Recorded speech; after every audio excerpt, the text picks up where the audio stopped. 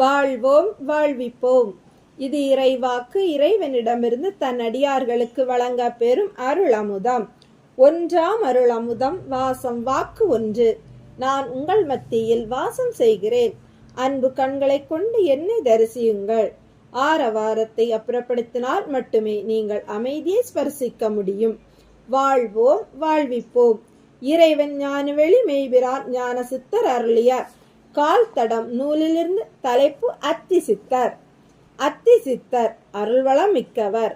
அறிந்ததை அறியார்க்கு உரைக்க ஆவல் மிக்கவர். தேடி வந்த சீடர்க்கெல்லாம் வித்தை கற்றுக் கொடுக்க மறுப்பதே இல்லை. ஆனால் அதற்குரியவர்களா என்பதை சோதிக்கவும் தவறுவதில்லை.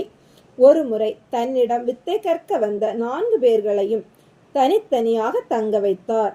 விடிகாலை தன் இருப்பிடத்திற்கு வந்துவிட வேண்டும். அந்தி கற்களில் திரும்பி சென்று விட வேண்டும் என்று பணித்திருந்தார். அவர்களும் அது போன்றே அனுசரித்து வந்தனர். ஒரு நாள் இரவு வேளையில் ஒவ்வொருவர் வீட்டு வாசலிலும் ஒரு சிறு கல்லை வைத்துவிட்டு வந்தார். காலையில் 4வரும் தங்கள் வீட்டு வாசலில் சிறு கல்லொன்று கிடப்பதை பார்த்தனர். சின்னா என்பவன் அந்த கல்லை எடுத்து தன்னிடம் பத்திரப்படுத்தி வைத்தான். மன்னா என்பவன் அந்த கல்லை ஓரம் ஒதுக்கி வைத்தான். மற்ற இருவரும் அதில் அக்கறையின்றி இருந்தனர். ஆசிரமத்துக்கு வந்ததும் சின்னா நேரடியாக குருவை தனியாக சந்தித்து தன்னிடமிருந்த கல்லை காட்டி, இரவில் வாசலில் கிடந்தது, காலையில் பார்த்ததும் எடுத்து வந்தேன். இதை யாராவது தான் போட்டிருக்க வேண்டும். இதை பற்றி நீங்கள் தான் எனக்கு அறிவுரை வழங்க வேண்டும் குருவே என்று அவர் பாதத்தில் வைத்து வணங்கினான்.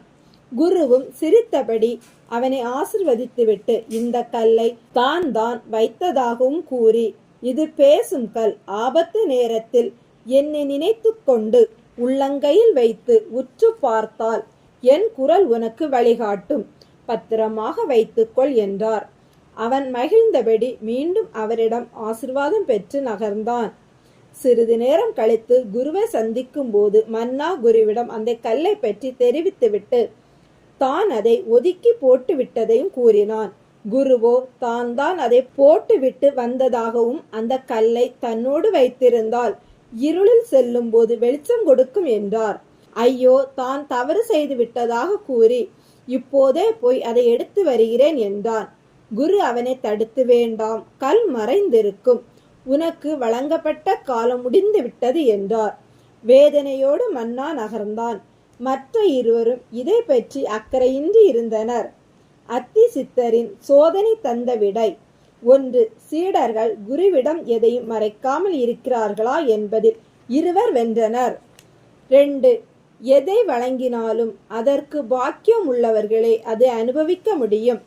3. சீடர்கள் தன்னை தகுதிப்படுத்தி வைத்திருந்தால் அதற்குரிய பலன் பெற முடியும்.